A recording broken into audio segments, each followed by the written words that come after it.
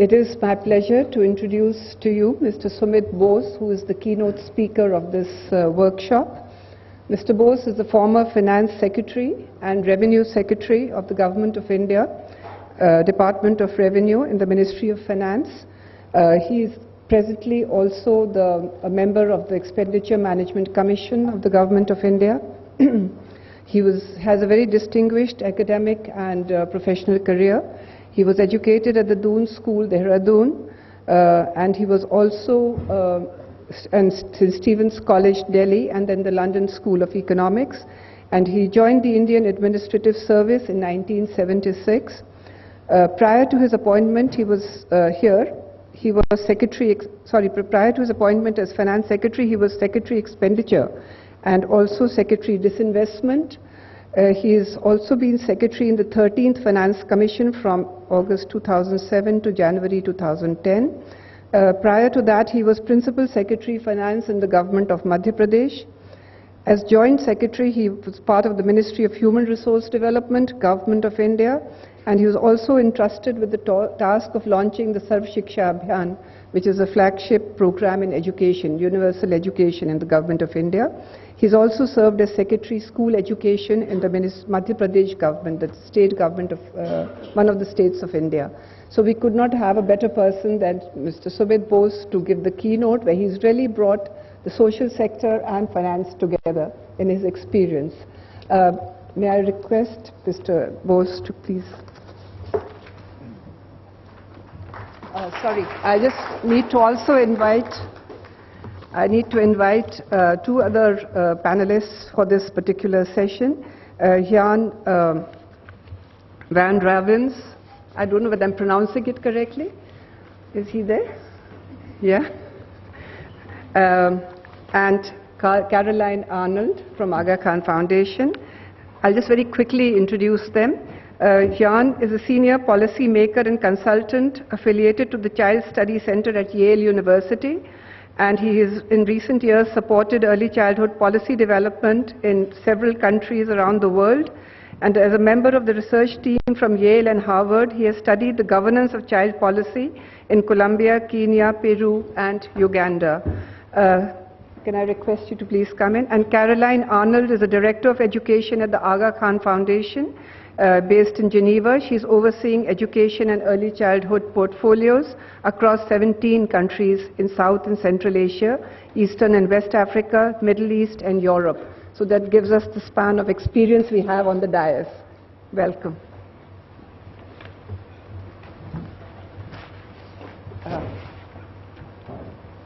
Please.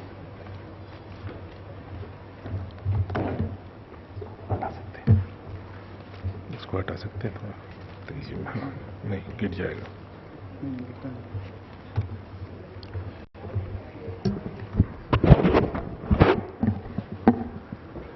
My fellow panelists, distinguished participants, good morning. As each of the forum members introduced themselves, I was wondering what I was doing here, giving this keynote address. Because all of you here, the forum members and others, friends with whom one has had the opportunity of working earlier too, they represent really a great deal of expertise here. And I'm sure that at the end of this conference, a lot would have been learned, and we should be more than able to take forward the task of getting more funds to invest in young children. It is only in fitness of things that this forum is being held in India. After all, we are home to the largest number of children in the world. Nearly every fifth child in the world lives in India. I think the number is about 450 million children in the age group of 0 to 18 years. Unfortunately, despite rapid strides in elementary education, early childhood care, health, a large proportion of these children continue to be vulnerable or in difficult circumstances.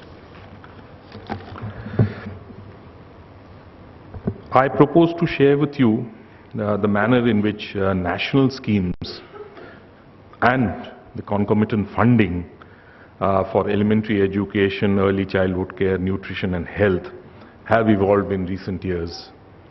The sort of the funding it has received, and explore whether increased funding is enough to ensure proper delivery or other measures are required. I will draw upon my experience in both the field of education as well as in finance in trying to share with you what has happened. Much of this may be known, what I'm saying may be known to a number of people here, but I'll try to draw upon some practical findings or practical tips which can help us as all of us strive to get more investments for our children. Ours is a federal constitution of sorts. It's not fully federal, some say, but the main thing is that it assigns specific functions to the union and state governments through the union, state and concurrent lists in the constitution. It apportions the responsibilities as well as taxation powers. Constitutional amendment in 1993 also brought in an enhanced role for urban and rural local bodies. Those are the municipal corporation and the municipalities, and a 3-tier panchayat system in the rural areas. Since the major taxation powers are with the central government, the Constitution provides for a finance commission to be set up every 5 years to determine the central and state shares in these taxes. Currently, the 14th Finance Commission is about to submit its report in India. I had the privilege of working with the 13th. Let me begin by elementary education, and you will find that I will talk a little more about education than health because I have worked in that field a little more. The 90s saw a flurry of activities in education. We had the Jomtien EFA declaration in 1990. Externally assisted projects were taken up for the first time in India. I think a little before the 90s in Andhra Pradesh, we had a DFID program, and then in Bihar and Rajasthan.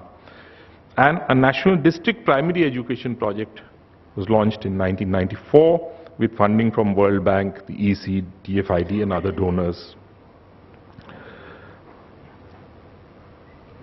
In a landmark Unnikrishnan judgment in 1993, the Supreme Court held that the right to basic education contained in the directive principles of our Constitution had, with the passage of time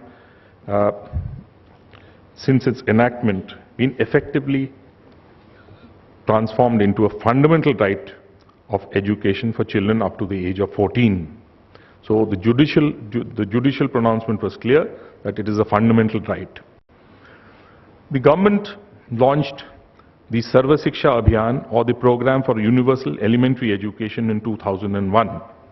The same year, the Constitutional Amendment Bill was introduced, guaranteeing that the state shall provide free and compulsory education to all children between ages 6 and 14. And how this would be done was to be determined by a law. This constitutional amendment was passed in 2002. Civil society groups, for example, the National Alliance for Fundamental Right to Education and several other groups, exerted pressure through courts to monitor the Unnikrishnan judgment. We had, I think that was a Satpal Anand case in which the states had to report to the courts on what action they were doing. And also on the law, they also lobbied for a law to implement the right to education. Our parliament legislated the Right of Children to Free and Compulsory Education Act in 2009 with a number of provisions to ensure inputs in the form of teachers and classrooms in schools. There was also a direction to private schools to reserve 25% of the intake. These private schools don't receive any government aid, but to reserve 25% of their intake for children belonging to weaker sections and other disadvantaged groups. The Act allows reimbursement for these private schools at the level of per child expenditure as incurred in government schools. Now, through all these steps, this entire thing which began late 80s, 90s, across two governments from 2000 to 2007, through all these steps, funding for elementary education was stepped up significantly. When we launched the Sarva Shiksha Abhiyan in 2001, it received, I think, barely 500 crores was the total. And in the current year, the central government share has gone up to 28,260 crores. So look at the jump. There's a huge jump which has happened over these years in the funding for education, elementary education. The states were required to put in their share, and this also has progressively gone up. The share went up from 15 to 35%, and state spending on school education has also increased from about 190 billion rupees to 1163 billion rupees over these years. So combined, it's a huge jump.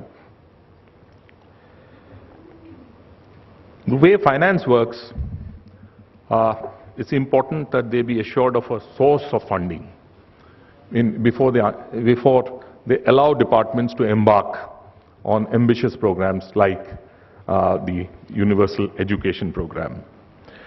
So, in 2004, a primary education cess at the rate of 2% per annum was levied on across all the central taxes, that is income tax, corporation tax, central excise, service tax and customs duty. 2 years later, a similar cess, but at the rate of 1%, was levied for secondary education. The total collection of the cess now amounts to about rupees 40,000 crores, that's 400 billion. So it became a significant source to fund.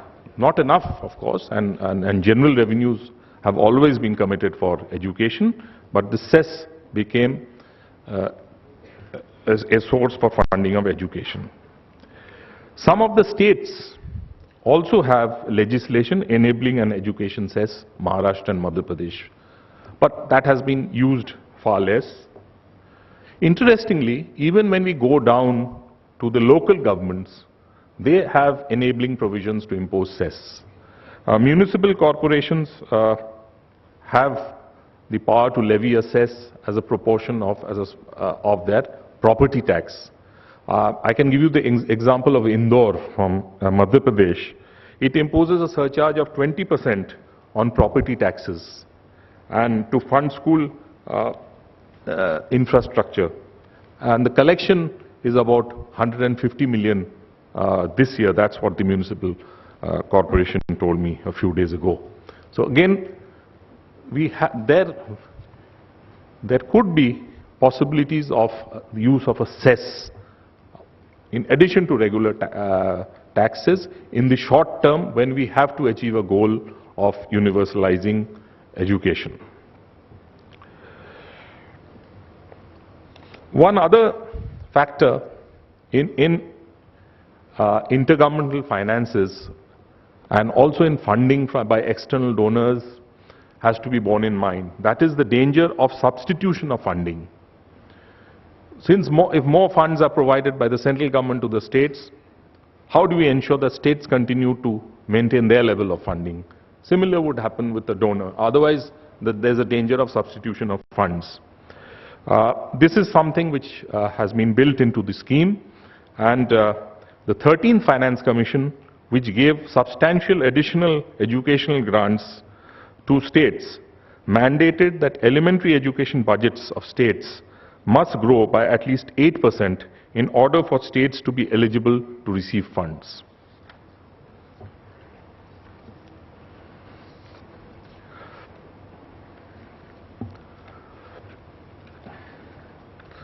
A little about tax expenditures. This spans, of course, more than, but let me bring it in here. All countries do it. They use tax expenditures or revenues foregone to encourage the social activity.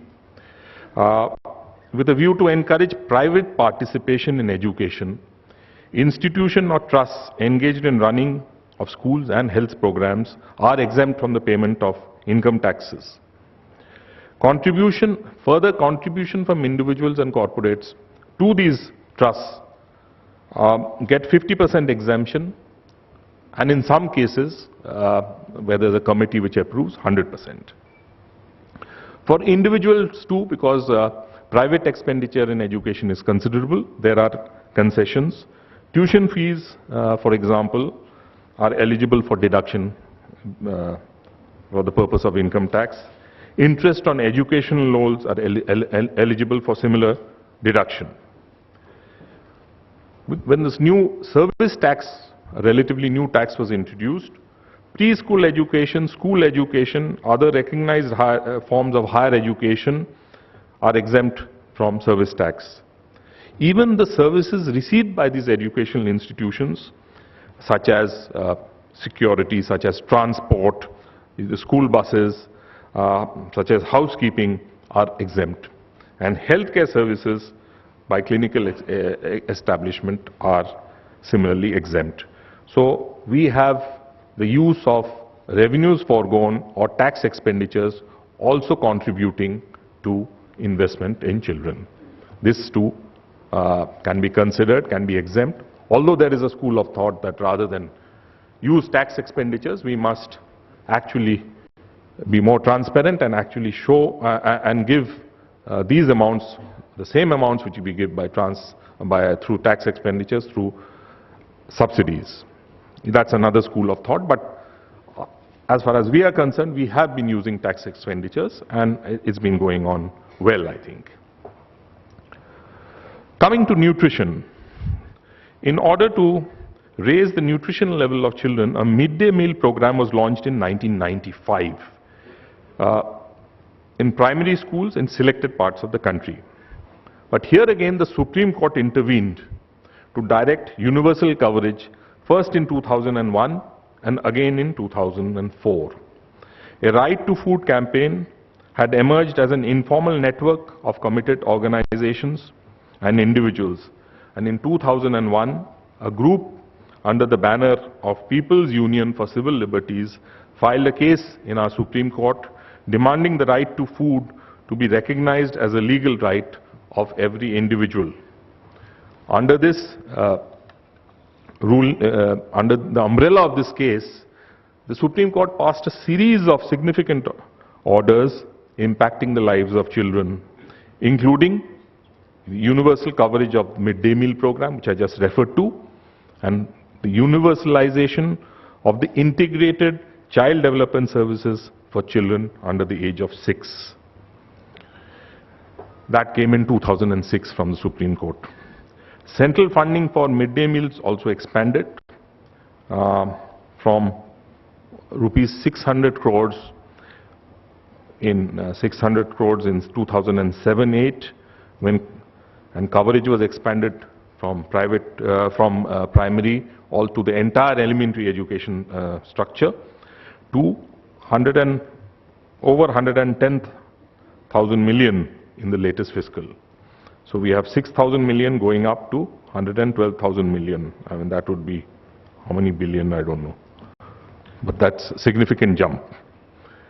The program covers 110 million children at the moment. States contribute another 25%. So whatever is the central funding, we have state funding also at the rate of 25%. The ICDS, this program I refer to, was started as a centrally sponsored scheme in 1975 for the holistic development of children under 6. It provides 6 services: supplementary nutrition, preschool education, health and nutrition, education for mothers, health and nutrition education for mothers, that is, immunization, health checkup and referral services.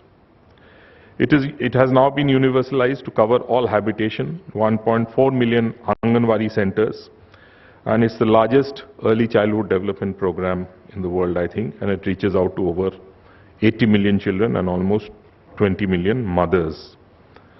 The budget for ICDS also has expanded hugely from less than 2,000 crores in 2000 and 2001 to 18,100 crores in the current fiscal. So, in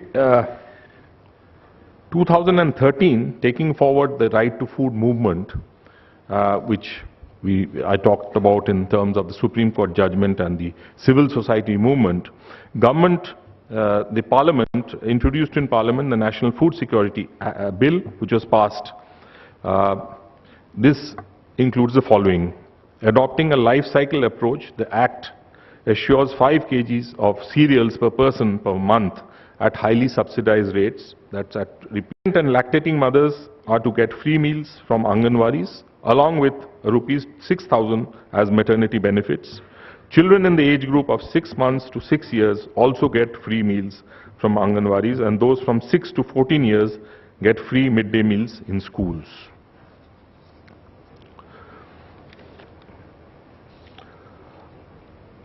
The National Rural Health Mission was started in 2005 and saw an expansion of health care infrastructure with about 180,000 sub-centers, primary health care centers and community health centers covered by 2012.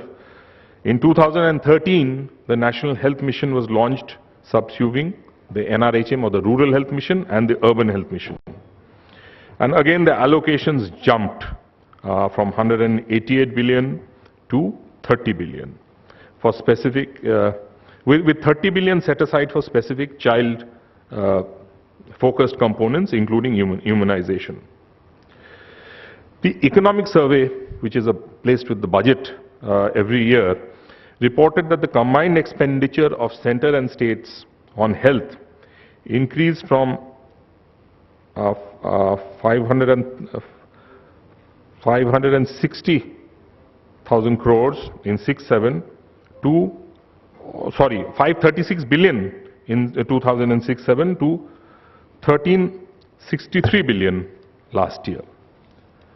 Now, actually we see a pattern in all this. The pattern is civil society pressures and national movements combined with judicial activism, where the courts have actively intervened, combined with government action in adopting that movement and converting the directions of the Supreme Court and taking them further and converting those into rights through acts, have led to expanded finances for the programs. So it's important, I mean, that's the lesson we learned, that it's important that all actors sort of have got together, and that has led to not only recognition of the rights, but also to expansion in the programs. And that emerges, as we see across elementary education, ICDS, and the entire range of activities for children. And this pressure needs to be sustained for future funding as well, because the programs have to be expanded. So the networks which emerge, those have to remain in order to ensure that funding does not sort of stop. Consequent to this expansion in funding for children, in 2008, and again pressures to keep the focus on the child, in 2008-9, the Government of India introduced a statement in the Union budget documents to reflect investments in children, covering schemes for covering all the schemes for the welfare of the children.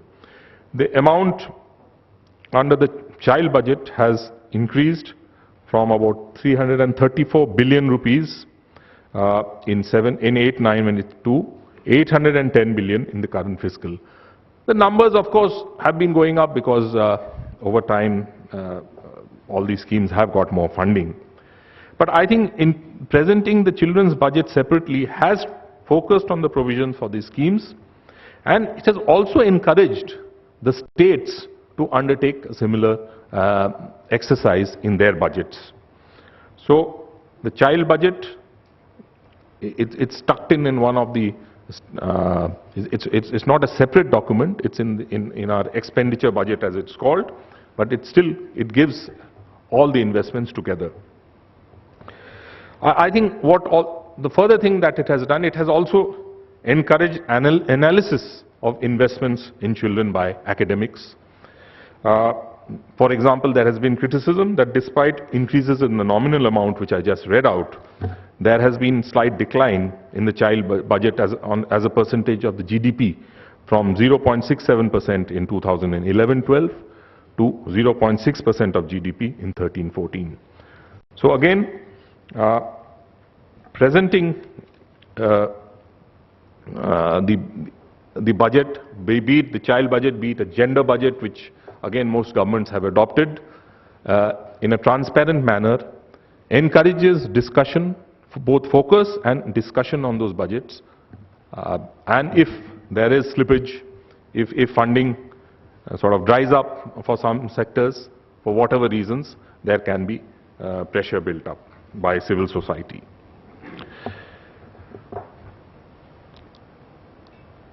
Fiscal responsibility legislation has been now common across governments, and we too in India have adopted that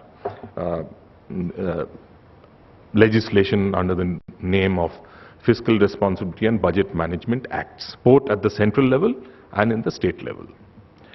I'll talk a little bit about the state finances and how they affect investment in the child or children's program. And I will be taking the example of Madhya Pradesh, where I've worked. See, the real lesson is that if state finances are better managed, we have a better chance of getting investments for children and for the social sector. For the social sector generally and for children and women in particular. Let me illustrate this by giving you the example from Madhya Pradesh where I worked.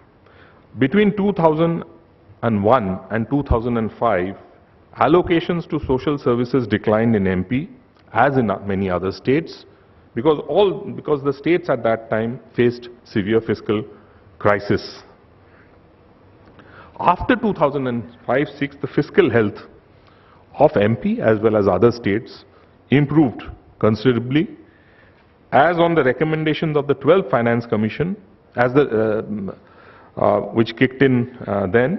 There were increased transfers to states, transfers by way of a higher share of the union taxes as well as through grants. Moreover, states had adopted the fiscal responsibility legislation, the nudge being given by the Finance Commission, which it also contained a reward in the form of consolidation of loans from central government and debt write-offs. Further, states introduced a value-added tax to replace the sales tax around the same time, which led to greater buoyancy of revenues. MP has made significant increases thereafter in funding for children, and it is one of the states where the state's own contribution to SSA exceeds the central contribution. The dependence on central contribution has gone down. Now, as a whole, as state finances have improved over the last years, and in fact state finances are better than central finances at the moment, the fiscal deficit is down to 2.2% and they have a revenue surplus. They have been able to spend more on the social sector and more on children. When state finances were in a mess, this was not possible. So again the lesson we learn is that adoption of fiscal responsibility legislation in the form of an FRBM Act is not necessarily retrograde in terms of funding for children or funding for the social sectors. In fact, it could help to better manage finances of the states, which in turn could mean that more finances could be given for social sectors and children. it doesn't follow automatically that that would happen, but with better managed finances, there's better chances for more investments to be directed towards children. The issue is now that with so much of investment coming in, have these investments resulted in the desired outcomes? We know the Sarva Shiksha Abhiyan, for example, the universalization program for elementary education, it has added 358,000 new schools, 277,000 new school buildings, 1.6 million new classrooms. Huge. Now, about 97% of the children are enrolled. But as the annual status of education reports and other reports show, that there has been a decline in basic reading levels and even attainments in arithmetic. And sometimes even the children's attendance has declined. Now, that is really worrying.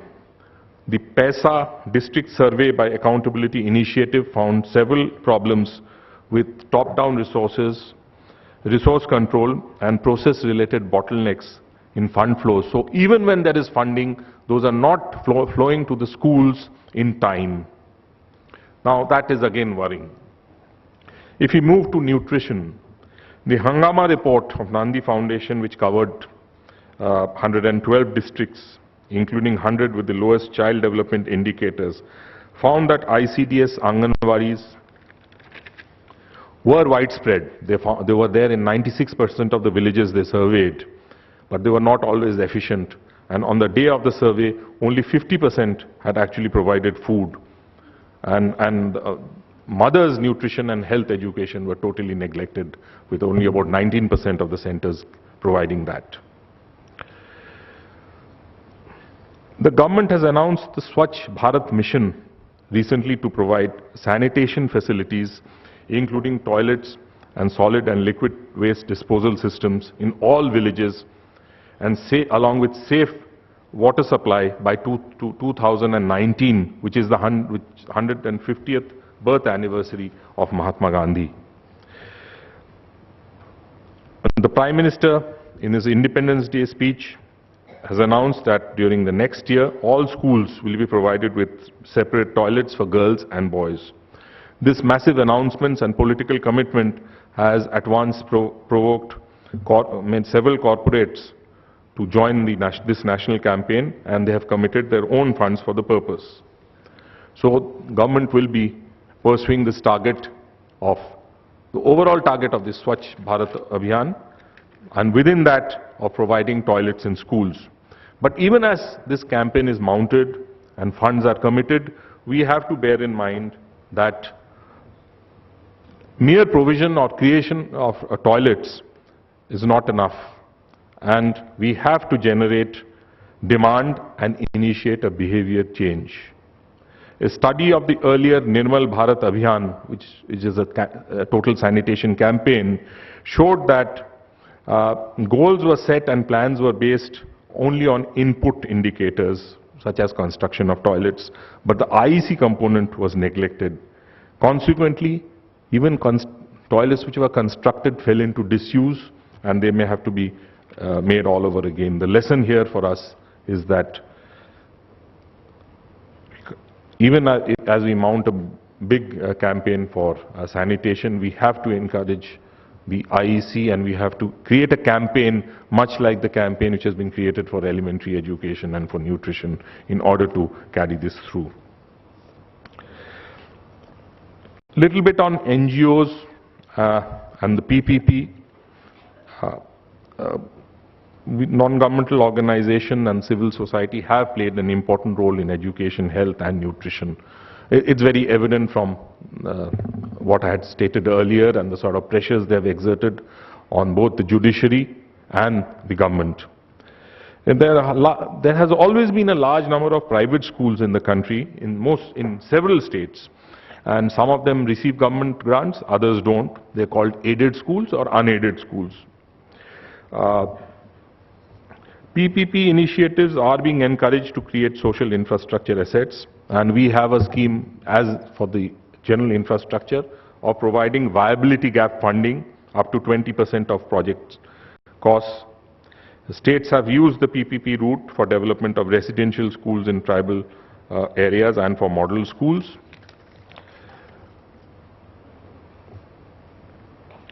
As many as 695 NGOs and trusts are partners with 16 states to provide midday meal to over 7 million children. A centralized and often mechanized kitchen supplying hot meals through well-organized transportation has proved to be an effective system to deliver nutrition and hygienic meals. So, again, really here we have PPP. It is relatively new in social sector, but picking up, states are using it. Central government has this viability gap funding to encourage PPP. And but I think further use of PPP or much more use of PPP is possible. The NGOs play a role of their own, civil society. They do so with their own resources which they raise, and they also do play a role in government programs using government resources. So both are possible. Recently, our Companies Act has been amended. And one part of the Companies Act, which is the amended act, says that all companies have to provide 2% of their profits for CSR. Now this is really significant because according to calculations, the amount which could thus become available for dispersal under CSR is about, it could be anything around 14,000 crores, 13,000 to 14,000 crores. That's what the Secretary Corporate Affairs tells me. So it seems that there is this pot of money now also to add to our what we are investing for children. But this is not going to be easy. There are many who are chasing the same pot because this 2% everyone seems to be eyeing from. And recently I was in the Indian Institute of Management, Calcutta. A professor there and I were together shared on an initiative for children called Parivar, which is run very close to the institute there by one of their old alumni. It's a huge effort which actually they keep 950 children from tribal areas there, and that organization takes entire care of the children without any government funding. But I'm diverting, I'm digressing from what I was saying. That is really that this professor who's on a board or several boards says that how one company gave the entire amount of this 2% to the forest department because they felt that that was their CSR. So to this audience, what I want to say that many of you work with NGOs too, that while this 2% may be there, you will have to compete with other organizations and other sectors to chase this for, if we are to get this for our children. Cash transfers has been tried out. It's been tried out for scholarships. It's been tried out fairly successfully for something called the Janani Suraksha Yojana under the health program, where it's a conditional transfer to incentivize institutional deliveries. We also have a program of unique identification number. The new government too has announced that it is committed to UID. The UID has the potential of also affecting savings, including on programs for children. Let me give you one example.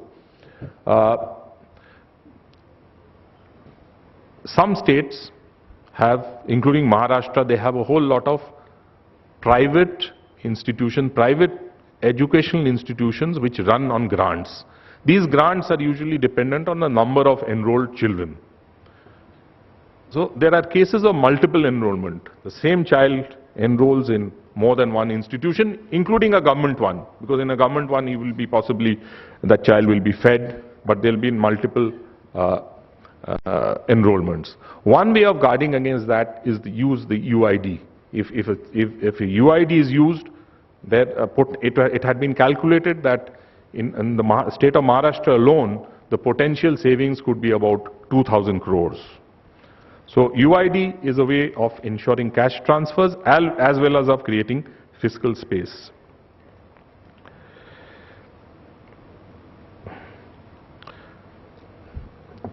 Institutions. One major reason for funding always not being effective and for outlays not being translated into outcomes is that we lack strong institution and robust governance structure. Sometimes in our anxiety to ensure short-term measures, create sort of short-term results, we tend to neglect institutions which have been built out over the years and create some parallel structures. This had been done even in the field of education. There is a need now to merge institutions and to ensure that the older institutions, be it of the teacher training, be it of the school management structures, they are strengthened. Because if you have to, otherwise what happens is lack of transparency and even corruption, where there's suddenly a whole lot of money creeps in. And one example is large-scale teacher recruitment. It's very, very vulnerable to lack of transparency unless proper systems are in place, proper institutions are in place. There are a whole lot of sessions, and one on outcome, which hopefully I can come back to listen to. Government has set up an expenditure management commission recently, and one of the goals would be to ensure that social sector programs, the fund flow to social sector programs are receive attention and is uninterrupted, and that idea is that those criticisms that are mentioned in various reports of, say, school grants reaching schools in the month of February at the end of the session, that doesn't happen. So all that would be important. I think what is important from the point of view of finance and the way the mind of the finance bureaucracy works is that if we have to convince them that the programs are doing reasonably well. Too often, the criticisms of the program without come to the fore, which is fair enough, that it should. But we are not able to respond with the corrective measures. So everyone then says, yeah, these are the outlays are not converting into outcomes. We have had outcome budgets, we have had what was it called, the framework structure for RFDs, I think. We have had RFDs, what is the full form? Results Framework Document. Results Framework Document, but all that has not worked. So the time has come, and this, I'm sure, it's a global phenomenon. I speak from my experience here, that we have to demonstrate, we meaning those of us who are interested in investing or for further investments in children, we have to demonstrate that those investments, or that every rupee or dollar going in is actually producing results. Otherwise, those who control the purse strings are going to come back and say, look, we've been funding, our taxpayer has been paying the cess on education, we've been passing this on, yet there are no results. So ultimately, I think as we move to expand our funding, that this is a major challenge, that we have to convince taxpayers, we have to convince donors, we have to convince national governments, the finance ministries in particular, that the money which is being put in, the funds which are going in for these programs are actually being spent for the purpose it is meant, and it is producing the results. I think during the deliberations of this workshop, there will be focused discussions on this aspect, and I think that would be a major contribution of this forum if we could take that ahead and on how the idea is not that we sort of overlook what are the shortcomings. The entire research world, the entire the civil society work which is going on, they are highlighting the shortcomings, and that's how it should be. But we should be able to respond saying that if these are the shortcomings, this is the action which requires to be taken in order to overcome these shortcomings. And once that is done, the rupee will be spent, we'll get the full value for the rupee. I mean, that's really the challenge at this stage when funding has expanded. Maybe funding for health has not expanded as much for education. That's we are spending only 1.4% on health of the GDP. That has to go up to 2.5% according to the expert committee. I think that's a challenge before the government, which the government has to find the resources for that. But on the whole, as we saw, thanks to a combination of the civil society, judicial the pronouncements and the government, there has been expansion in funding, both at the center and state level. I think there's political conviction that funding is important for children, but at the same time we have to put constant pressure by ensuring that we are able to convince that these results, we are able to convince governments and donors that we are producing those results. Thank you for having me here.